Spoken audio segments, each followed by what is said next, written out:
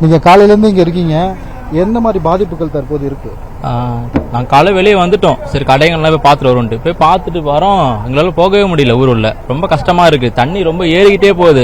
என்னதான் பண்ணுறாங்க தெரியல. நிறைய பேர் வராங்க போகிறாங்க. சில அங்கே ஓகே தான். ஆனால் இந்த வீட்டுக்கிட்டலாம் பார்த்தீங்கன்னா தண்ணி நிறையா நிற்குது. இப்போ வீட்டுக்கு தான் போகிறோம். போக முடியுமா தெரியல. டிராக்டர் வச்சுட்டு போகிறோம். ரிட்டர்ன் வேணால் வர முடிஞ்சால் வருவோம். நீங்கள் சொல்லுங்கள்.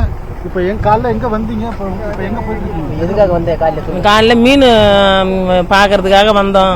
எல்லாம் மீன் விற்கிறதுக்காக தெரியாது தச்சையே வந்தோம். தச்சையே வந்த கூட தண்ணி அதிகமாக வந்ததால என்னால் எதுவுமே முடியல.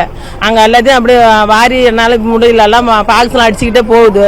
முடிஞ்ச வரைக்கும் என்னால் பார்த்தேன். இல்லைன்னா நாங்கள் வீட்டுக்கு கிளம்புறோம். டேரக்டரில் தான் போகிறோம்.